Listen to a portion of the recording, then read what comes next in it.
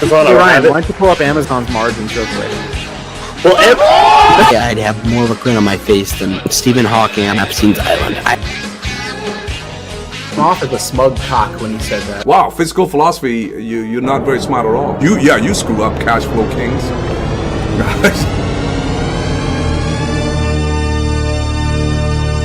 Dissector, you are an idiot.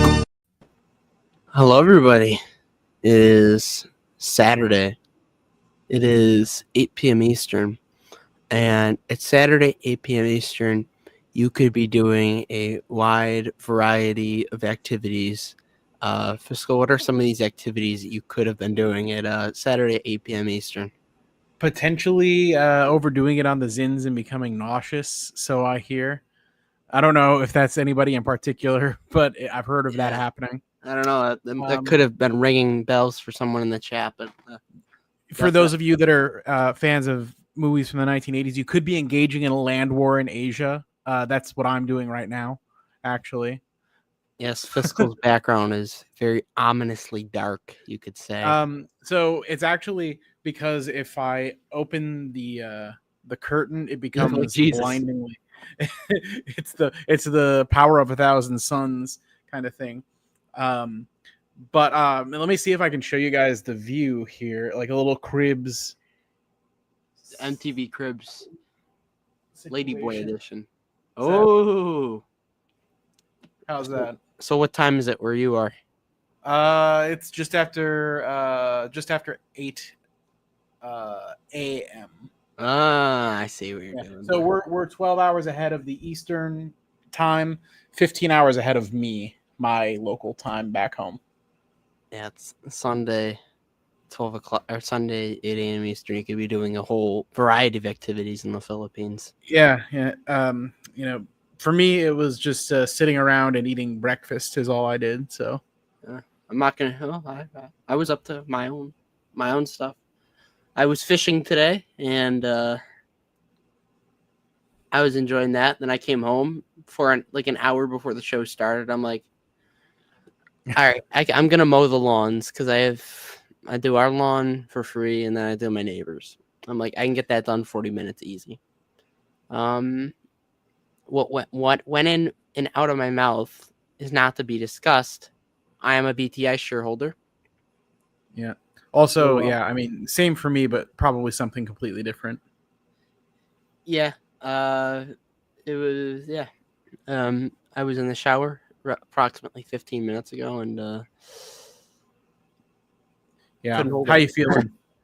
I actually feel pretty good right now. It's just, I know. Regret. I've been I shared with you before the show. I have had a nicotine induced incident in the past, and basically as soon as you let loose, you feel a million times better. Yeah. So I'm ready. I'm all locked in. It was a sacrifice to pay so I could talk about Dave for an hour tonight. Yeah, good old Dave. Yeah. So is Dave where you want to start the show? Jeez. All I saw, I go on a bike ride with my grandma yesterday. Buy Dave before I go. I come home and it's down $20 and it was already down like 6%. Like, oh, great. My luck. Yeah, I felt that because it had run up so much that probably even if the value is even still good, it's going to have a bit of a drawdown. That's been the pattern with how Dave trades. If you look, back in the recent past, there was that one time it hit 190 and Andrew was saying, buy when it was at 190, and you'd still be up if you had gotten in then, right? Yeah. So this is a classic case of this dip is probably just an opportunity before the next leg up if it keeps following the prior pattern. Do you know the reasons why it's down? No, I just assumed volatility. Okay, small cap. So if you're in other fintechs, which I am because of PayPal, all fintechs pretty much, to my understanding, took a hit at the same time because there's some kind of fee that JP Morgan claims that they're going to start charging, but the discourse I have seen on this is that it's, for the most part, probably a nothing burger, in that they can't implement it right this second. And even if they do, the other, the companies that it will apply to would find ways to pass it on to the customer, essentially. So it's one of those things that it might be bullish for JP Morgan if they can implement it, but it's not necessarily bearish for every other, financial company. So if I'm understanding this right, JP Morgan is just doing what Dave does with loans. They're implementing. No, because Dave's not a bank. Yeah, But I all know these fintechs, though, to facilitate things they do, have to go through banks. Banks are the gatekeepers of a lot of things. And I don't understand that much in depth about like the background of how processing is settled and everything. So I'm not going to try to explain that because I probably will butcher it. Yeah. But I have I've seen a lot of discourse back and forth on the Twitter about this, and in the different chats on Discord, and it seems like the informed opinions are that this is probably a nothing burger. Now, that's not 100%, but that seems to be the consensus amongst people whose opinions I trust. Okay. A lot of things are nothing burger, I've learned.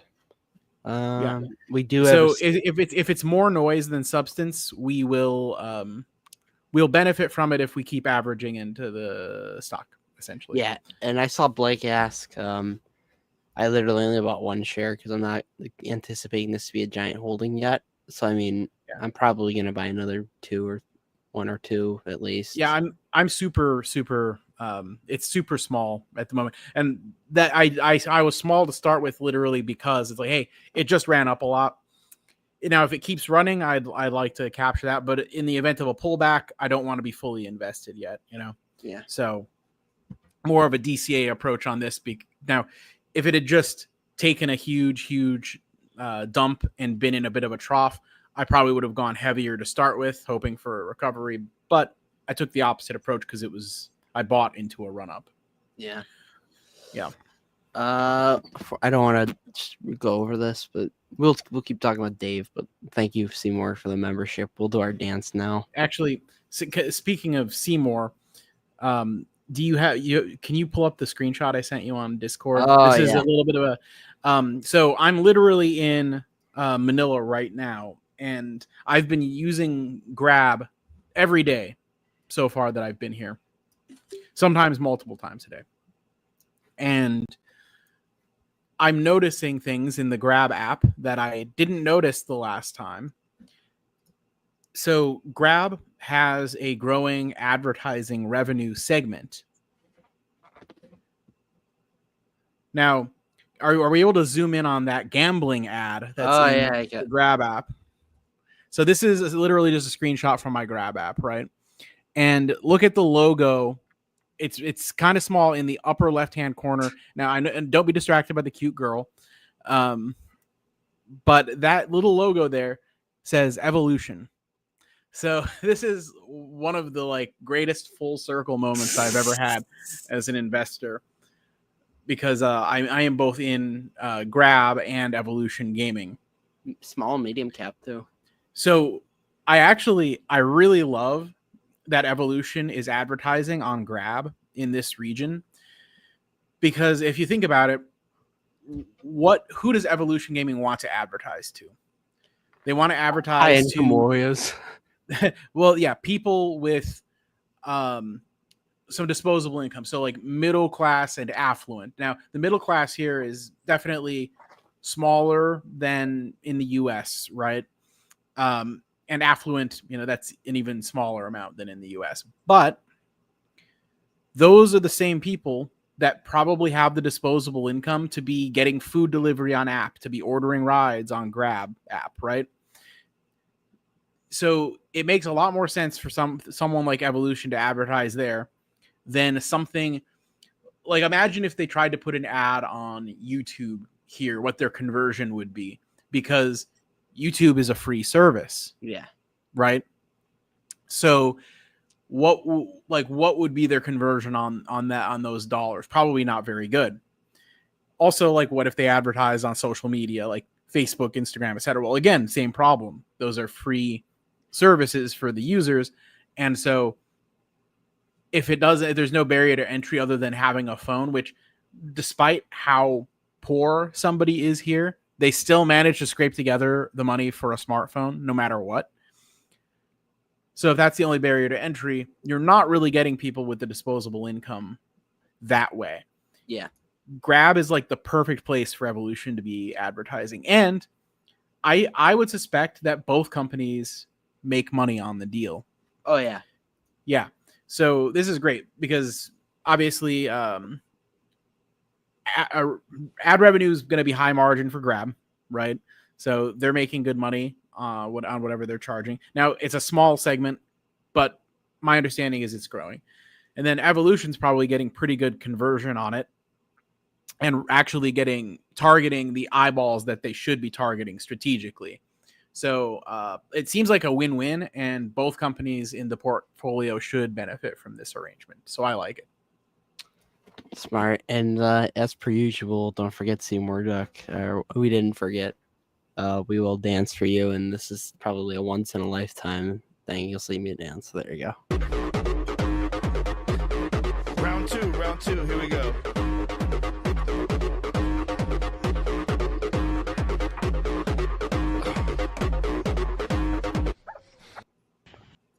That's enough. Thank you again, Seymour Duck. We appreciate it. Seymour is our esteemed benefactor. Yes, our sugar daddy. And what's Zuggin so got the channel membership, so congratulations. You are a Cashflow Kings channel member. Enjoy all the value you get. Fiscal, what's some of the value you get being a Cashflow Kings channel member? Well, first of all, we will your comments get priority in the chat. Yep. I think that's a pretty good benefit if you tune into the live shows. That's some value, right? Now we do members only deeper dive type episodes on individual stocks. Pretty much you request it. I mean, because the membership base right now is small enough, if you request it, there's a very high chance we will get to it within like a couple weeks, essentially. Yeah. So, and that's essentially where we'll spend a dedicated 20 to 30 minutes just talking about one stock.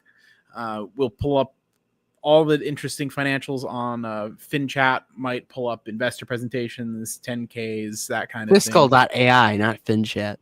Oh, sorry. Fiscal.ai. Right. Yeah. And I'll take the royalties for you borrowing my name any day now. Yes. I'll I'll email it to you. Okay, Arya. But yeah, I think that that's a pretty, the right to do call-ins when we do open call-ins. That's a Dominion. So for members that want, to get skip front of the line on the open call-ins, I think that's kind of a nice benefit as well. If you want to actually get on here and state one of your points, all we ask is you don't drop trow. Yeah. We've had people drop much worse things, I think, than trow on this show. Worse than trow, exactly. Yes. So overall, I think the deep dives are enough of the value. Like, I think they're actually pretty good deep dives, and they've been approved by Mr. Fabio and I definitely I think, because sometimes on the deep dives we will get a third a guest or a third panelist to join in the discussion, maybe somebody who has a greater depth of understanding of the type of company that we're discussing. Like, for example, if we do a deep dive on Dave someday, we'd probably try to get Andrew in for that, something along those lines. Obviously, if we do anything in the future pertaining to, say, a certain cannabis stock, we might bring one Blake Downer back on, or any of the other people from Twitter, that kind of thing. We do have an exclusive episode with Blake too that I rewatched this week because It was talking about Warrior Met Coal, which I'm researching right Yes. now too, and you're in. Yeah, I already am in to that for 100 shares, and it's already performing. Granted, that's just luck. I waited until it had like a pretty good dip, and then I had a tracker share like we had talked about, and when I noticed there was a big dip, I just was like, okay, time to load up, and went for the 100 shares, and yeah, I may double it at some point, but Yeah. I like that. I like Double that it when stuff. Blake buys. Yeah, it's a good. I think it's a good place to be in if you're worried about things like the U.S. dollar and inflation, and or just the dollar losing value against other currency. However you want to slice it, if you're worried about that, things like coking coal that are used in industrial processes, and also that do business internationally, that gives you maybe something that's a little bit more insulated from those kind of concerns. Yeah. I mean, I almost think of these like raw materials as something akin to having gold, because it's not fiat, right? It doesn't come into existence by print. It's a hard asset or material that you actually have to extract from the earth. So it's a little bit its performance may be decoupled from things like currency and inflation and things like that, which is, I think, a nice thing to have. Yeah, I was researching it, but I ultimately, for my new small holding, I went with Dave after I saw the dip this week. Yeah, the dip. I mean, the dip that that's the thing. lasted for. Yeah, you get unlimited choices, and sometimes it can feel like there's almost too many. I mean, it's crazy to say this because the S&P 500 keeps hitting new all-time highs, it seems like, but there really are almost too abundant of opportunities to be able to pick just a handful. Yeah. In today's market, it's hard to know which one's going to be the best. Yep. So, yeah, I definitely I feel lucky to be participating though in this market where there's a lot of under the radar opportunities. But I think the reason that we're seeing it differently now is a lot of these stocks are not in the S&P 500, so nobody's heard of them. That's a big advantage. It's hard for something to fly under the radar if it's in like the flagship index. Yeah. That being said, I do have a lot of Amazon and Google floating around also. Yeah. Speaking of Google and Google whales, did you see the whole Oscar Health debacle with the dividend dude this week? Oh man, it's only trading for 4 times free cash flow, and it's an insurance company. Yeah. So free money. It's funny because that is actually one of the reasons I passed on Jackson a couple years ago, because I saw it was trading at like a super low multiple. It was like a 2x multiple, which, oh man, if you can get something for 2 times earnings or 2 times cash flow, that's super cheap, right? Free money. But it's one of those things where stocks that are in certain types of financial instruments, banking, or insurance, they can look artificially cheap. And this is a known issue. And it's one of the reasons why when you evaluate a stock like Grab, which has their, delivery, mobility, and all that, but they also do have a bank. Like they have a banking charter. They're a fintech / bank on one part of the business. And then the Uber type stuff is like the other part. Well, sorry, the Uber type stuff is the main part. The banking is the thing they do on the side at the moment based on the current numbers. But if you don't adjust their free cash flow and whatnot to exclude all the banking stuff, it looks like they have a huge chunk of free cash flow that you really can't count. Yeah. So they in their adjusted numbers, and some people say, "Oh, anything adjusted is stupid." Well, in this case, you really need the adjustment. Otherwise, you're gonna look at a company and basically see cash flow that shouldn't be counted because it's part of the banking, and you're gonna end up overinflating the value. And you're seeing people make that mistake with Oscar right now. You tell me Oscar won't 4x from today's price? I mean, it could, but not because of the fact that, not necessarily because of a cheap multiple at the moment. Yeah. I don't even know the thesis. It's just I see a bunch of Though well, I mean, not Oscar dividend is, dude, but a bunch of slow people are getting into it.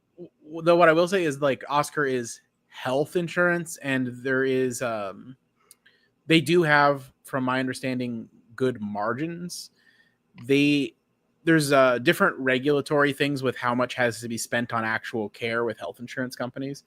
And at Oscar's size, I guess what I was hearing is they can keep it to an 80-20 split, versus if you're the size of United Healthcare, it's got to be 85-15. And so Oscar can make 20% off the top, whereas like a bigger thing like United Health can only make 15. So, but if Oscar ever gets to that size, then there could be, a compression there.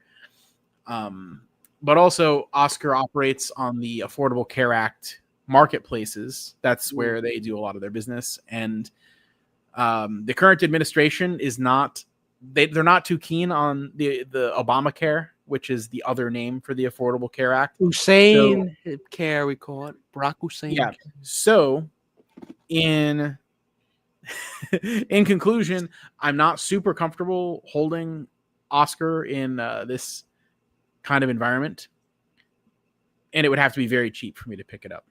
Yeah. I didn't even. I saw Dividend did start at a position and it went down a ton since then. And then I saw Antonio, who I think may be the biggest regard on Twitter now. I think he's taking a mid spot for number one. I honestly, I'd like to get Double D's on to talk to him about his, because he's in UNH. He's in UNH and Oscar.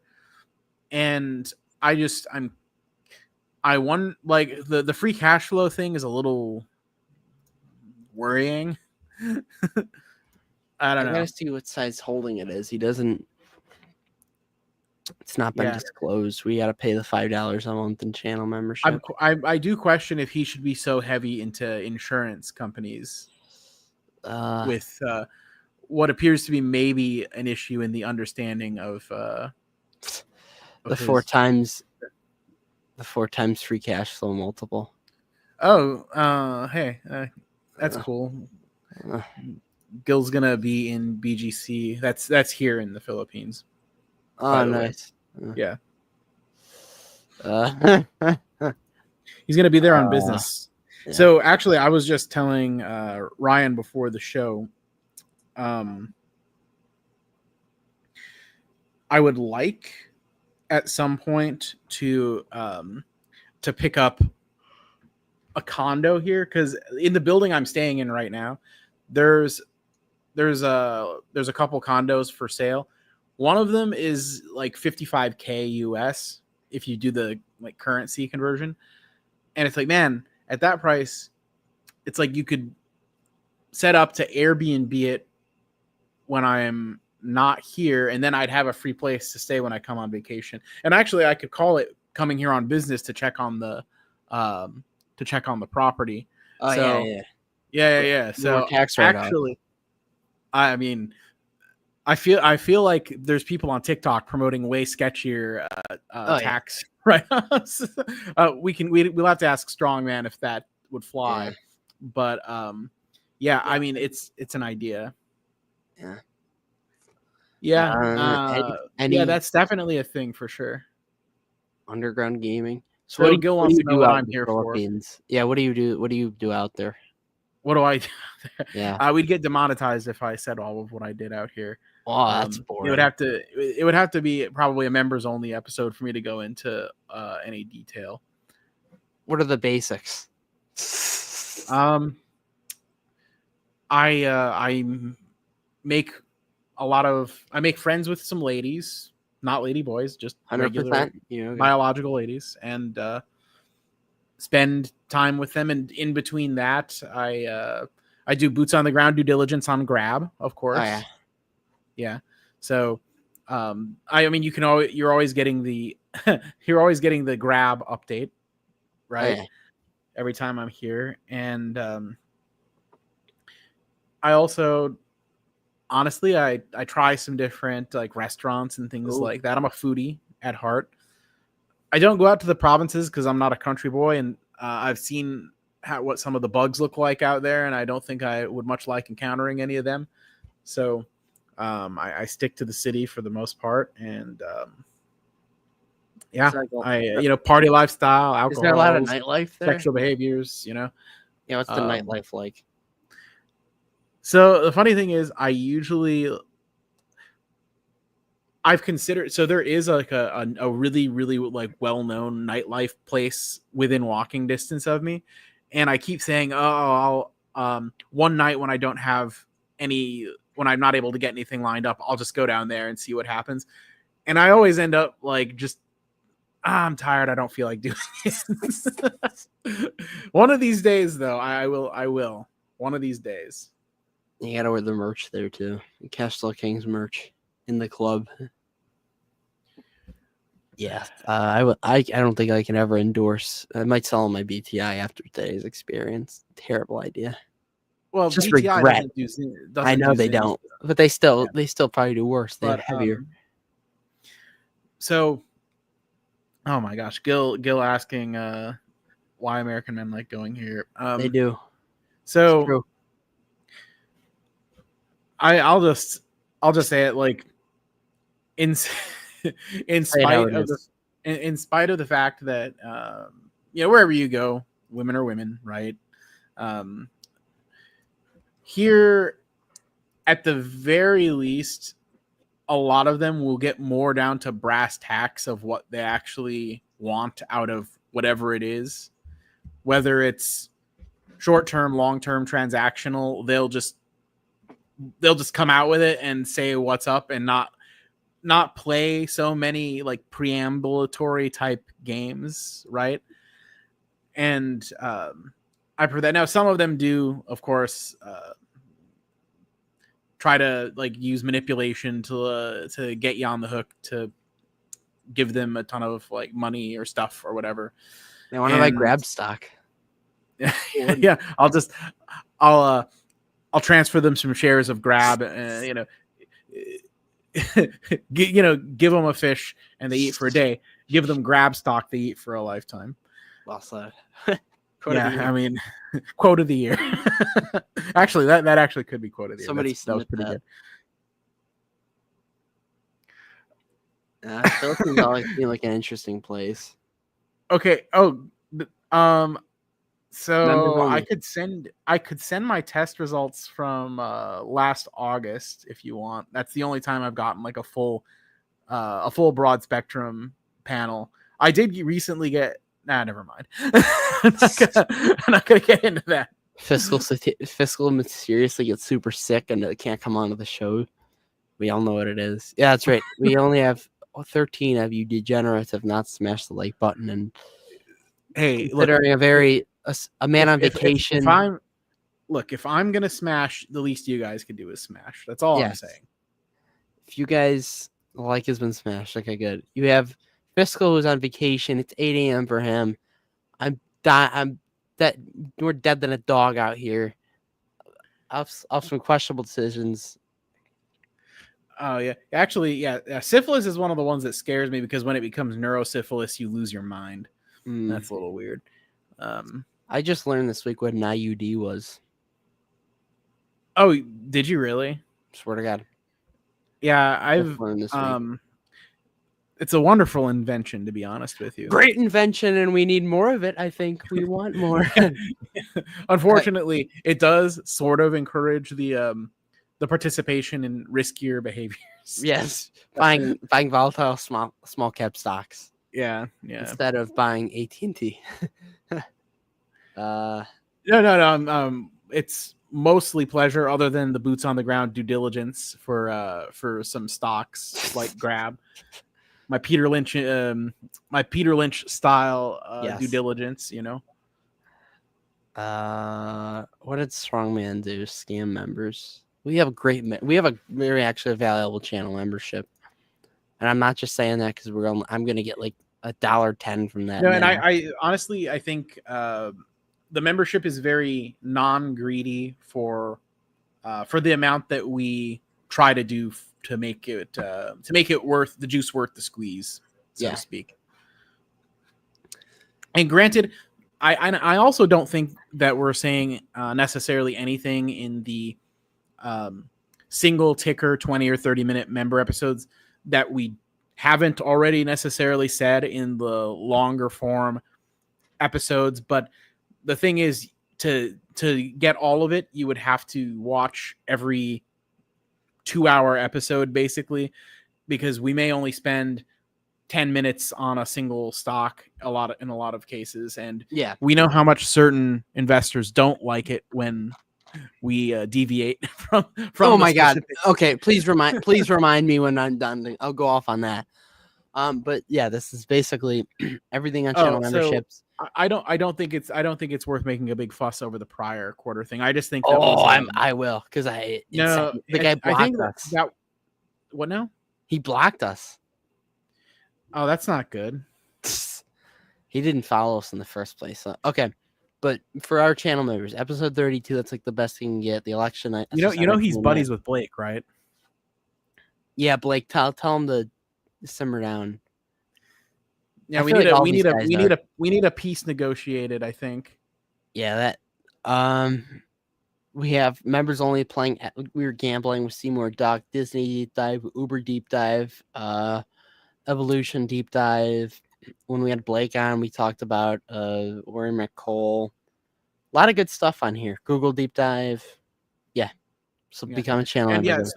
Some of the stocks we discuss on there are like, they're not really like popular on social media, so they're not ones that we would bring up much in the regular shows, just because it wouldn't really get any clicks or eyeballs or anything. So if you want the more off the beaten path stuff, that's where we'll do that. And some that we can't discuss because of how small they are. Granted, I will say the one that you're thinking of has the market cap's doubled since we discussed it. So I think we'd be in the clear now. Okay. It was very small, but it's catching up to some of the other small caps that we've talked about now. So I should have bought. Yeah, that would. But the volume, I think the volume is still pretty low though. So I have 75,000 shares of that one. I gotta do. How much is that in market cap? How much is the market value? Market value. The market value. I'm sure I've got my account open on another screen. I'll check that. And how much are you? Right now it's 7,100 is what it's worth. I'm up close to 50%, even though I've been averaging up. Nice. Okay, so the whole cannabis thing, this kind of got me upset throughout the week. So we posted a clip earlier this week because we have just a bunch of unused clips from like previous episodes, so we're kind of churning them out. Once again, turn on personalized notifications if you don't want all the spam, because I know some people don't love that, but we gotta grow the channel somehow. So basically, we posted a clip talking about High Tide's last quarter earnings, Q1, off the top of my head. This was the quarter that they were not free cash flow positive because of some capital expenditures, I believe, and the demand was not as high. Probably changes in working capital and things like that. Yeah, so like nothing crazy, but like it would not have taken you that much to just click on the video, see which quarter we were talking about, and you would have even seen Blake on there. We were getting attacked from... And look, this is not a one-time thing either. This has happened like multiple instances where like you don't talk about it for the entire episode and it may be in the title or something, or it's like, hey, we're talking about High Tide. You're not talking about it for the entire episode. You just get like absolutely. Yeah, the accusation is always that it's clickbait and everything. Now, granted, like releasing it now and saying prior quarter when Q2 results came out, and technically speaking, the most recent results always cover the prior quarter, as in the prior 3 months. So I understand if they wanted to criticize how the title was worded, but acting like it was intentionally deceptive or clickbait, I think that that's just an uncharitable, negative assumption way to view that. And I think you could be a little bit more generous with your interpretation of what that title was describing. It was talking about, now, yeah, you could change it to say why they were negative in Q1 instead of prior quarter, if they felt like that was vague or potentially misleading or confusing. And that would have been a fair critique. But to be like, they were never free, like almost like, and we own the stock. Like, what you want? Like, because I think they were taking it from the perspective that it was some kind of a hit piece on High Tide. And it's like, hey, I own a pretty good chunk of this stock. I'm certainly not going to go out there and try to like, I don't know, be a paid basher or whatever for the shorts when I have quite a, for me, a decent amount of money tied up in it. The one guy with Sundial, I believe, is going to try to get us to send it Yeah, down. the Sundial guy is going to like offer to pay for like 600 channel memberships if we'll just get some channel memberships so we could. Yeah, it sucks. Yeah, well, terrible. We don't want it. We don't own it. We got rid of it. Speaking of getting rid of, I trimmed some Disney this week to put into Jackson. Completely sold out or trimmed? Oh, it was only 2 shares. Like I went from like 5 to 4%. Like nothing. But you, to be clear, you sold shares of Disney because there's some arguing that could happen on what selling and trimming. Oh yeah. I trimmed. It was a very micro trim, just allocation. I had. Forgive him, Dan Weston. Yes. He trimmed. Yes. But yeah, I don't think Disney's horrible, but I think it's like kind of an outlier in the portfolio, and I do have some like long-term concerns where I think, I'm fine with the money going into Jackson right now. And yeah, I'll be honest. I've had thoughts of either selling very close to the money covered calls or even exiting Disney for potentially better opportunities, just because I feel like I'm very confident that it's undervalued when it's below 100, but at the same time, I wouldn't necessarily say it's like a screaming deal at 125 or whatever. And it's like approaching, even if it's maybe like slightly undervalued, like, hey, what if we want to say it's worth 135 or 140? Okay. But I feel like there's things sitting out there right now that have way more headroom than that, and it's like, am I doing the best I can by having this money in Disney? Yeah, I mean, I sleep easy at night having money in Disney at that price, but I also sleep easy at night having money in Jackson.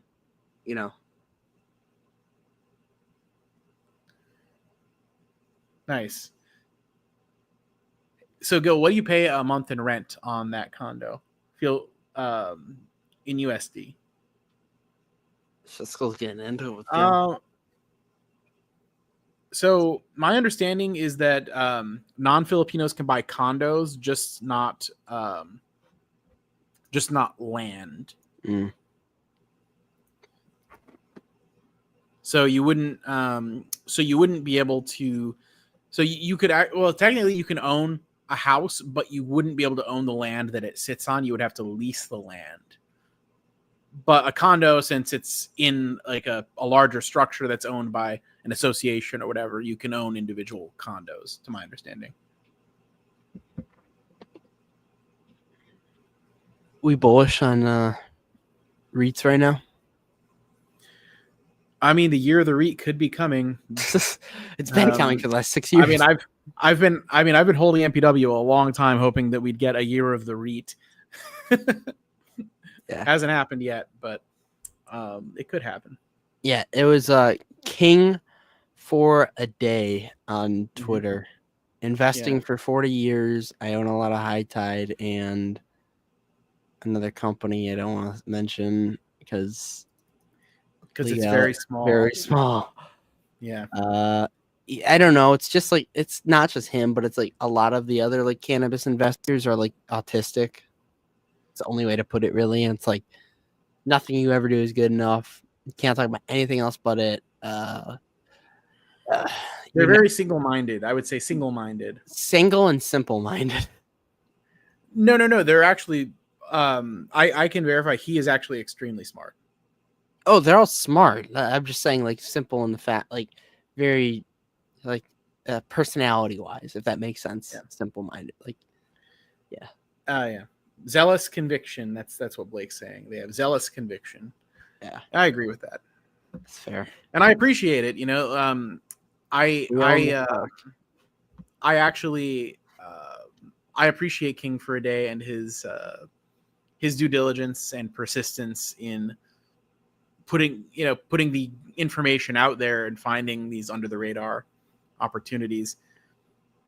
But I do think he could be a little more gracious in his interactions with others, you know. And we were blocked, so thanks. We appreciate that. Well, I'm not blocked. He follows me personally. Oh. Yeah. I think we're still on good terms because we've had some good back and forth like reply threads on the stocks mentioned before. Yeah. Yeah. King for a Day. It wasn't me. It was our third man. It was our editor that was on the Twitter. It wasn't me. Wasn't him. What? Aggie defense in full force. Wow. I'll talk about a channel my risk comment. Would you invest in a company that created anime horse girls? Wow. That sounds like my kind of thing.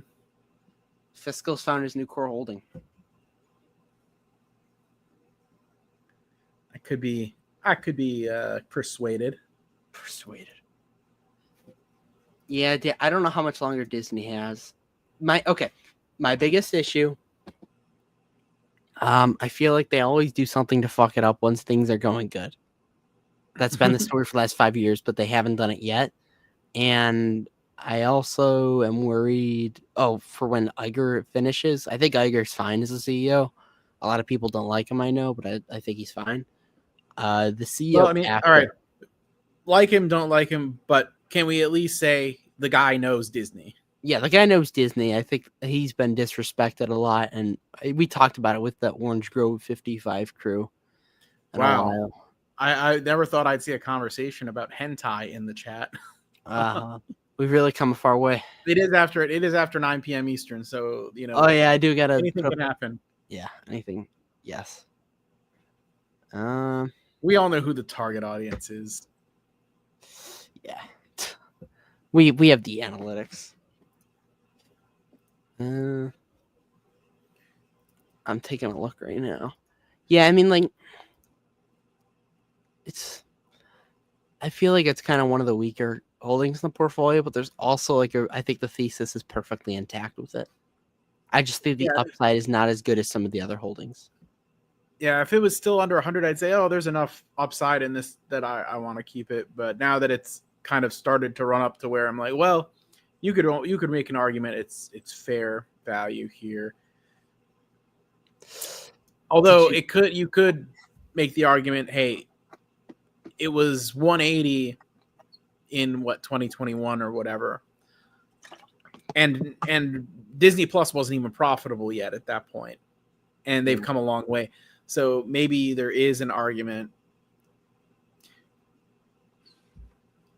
Didn't somebody also make the comparison that like Netflix has a ridiculous market cap compared to like the revenue they bring in relation or something? More. Wait, no, somebody. Andrew? I don't know. I feel like that conversation, or that might have been YouTube Fabio. and not Disney Plus or something. Was it Fabio? Yeah, that's probably Fabio. Yeah.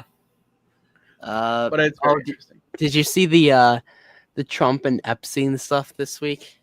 Trump's like, "You're still talking about Jeffrey Epstein, this creep?" Yeah. Well, it's so funny because it's just oh boy, people have a way of telling on themselves, you know. I wasn't on the island. I was. I don't want to get too much into that because it's a whole episode. It's a whole rabbit hole. So I'll be here just until the 21st, so it's not like a super long thing. I had a ton of PTO accrued and just decided to burn some of it, I guess. It's the move. And plus, work's been like wearing me down a little bit lately with some things, so I just needed to get away and clear my mind. So here I am.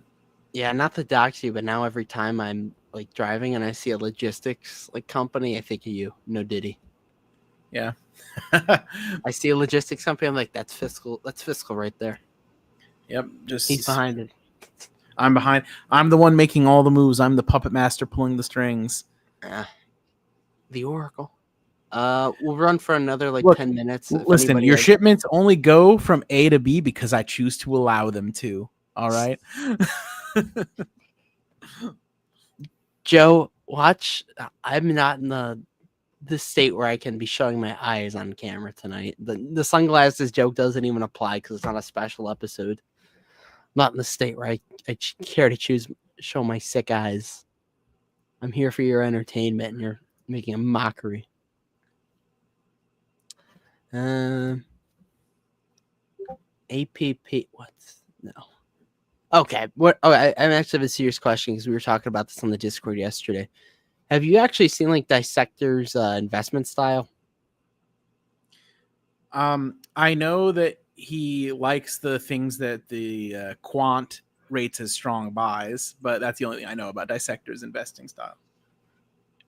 Yeah, so basically he, from my understanding, and I'm not saying this in a mean way, Dissector, he just copies. You an idiot. You an idiot. He just copies the quant picks and he does really well doing it. So it's crazy. Oh, I would say then that, if he's doing it and it's doing well, there's another YouTuber out there that what he has this catchphrase. It's success is a heck of a deodorant. So even though that's not something I would do, it is certainly difficult to cast aspersions upon it if it worked, Yeah. Do I have geez. Gil asked me basically who I have in this fight, and I want to tie it into how TKO's prices have gotten ridiculous, and that's part of the reason I sold. Geez, it's a close one. I'd say I'll say DDP. Okay. But TKO stock, and I obviously, for those who have not been paying attention, I completely sold out. It was a smaller holding a few weeks ago. I sold out at a 75% gain by the course, $2 channel membership. But I just think that if you look, we're gonna do a little experiment right now. We're going on the Google, and Fiscal, would you like to go to UFC 319 with me? Sure, let's do it. It's in Chicago. We should go. Oh, nice! So I can visit family while I'm there. Yeah, you think? Yeah, you can. You think you could buy your own ticket? It's really, obviously we're too. I mean, you invited me. It's your treat, right? Yeah. Okay, it is my treat, so I guess I will be paying. I want everybody in the comment section to guess how much you're paying for one ticket right now. Just guess. UFC main event, Chicago. Guess without looking. Guess without looking. Honor system.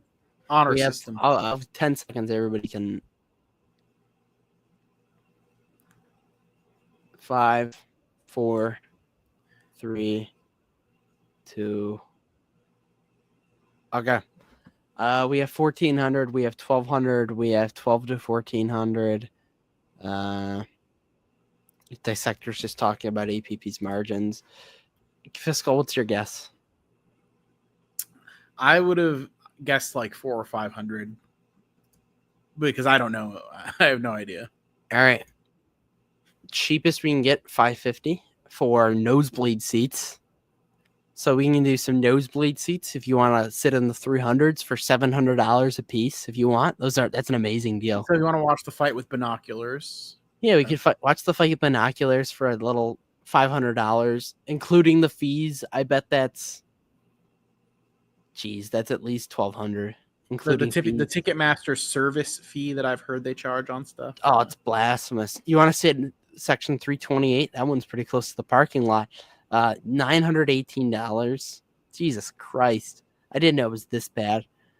Let's go screw it. Let's go floor side. I want to watch in the that's So do you think this is a problem? That's my question.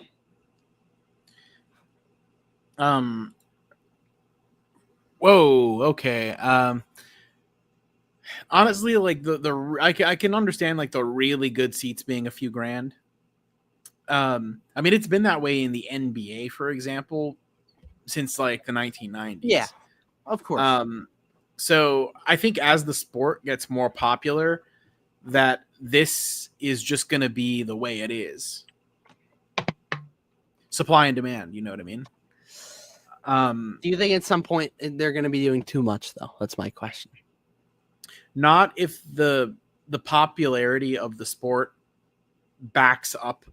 Like if they're adjusting the prices based on the demand and not adjusting the prices and then hoping the demand comes, then I think that it's fine. But they have to be letting the market decide what the price of the seats is, not just we're just going to raise them even if there's no demand for it and just hope. Yeah. So it really just depends on what's deciding the price. Like, how is the price getting now at these basically, if they're setting a price and they're still selling out, then it was too cheap, probably. Mm-hmm. So that would be a good. So like if they're setting a price and they're coming close to selling out, and then they have to maybe like discount the last handful of seats to get them sold, then that's probably about the equilibrium point. Yeah. That would be my sense of it. Though I'm not an expert in sports ball. Okay, so for everybody in the chat that watches UFC, I think we all can kind of come to an agreement that there's been a decline in quality of the actual product that's been showing. Like, the cards are not very good anymore. Nobody's getting really riled up, but like they're making more money, which is weird. And this is just for TKO. This is for WWE and UFC. Same with both.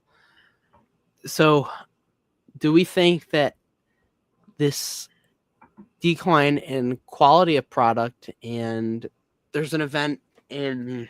So when you say that, are you saying like the actual fights themselves have gotten worse, like less entertaining? The actual fights, I would say, have gotten less entertaining, but like compared to a few years ago, like I would even watch like the fight nights and stuff, but like now the cards are just like, maybe a few years ago there was like 4 or 5 really good fights on each pay-per-view. Now maybe two. We're lucky 3 or 4.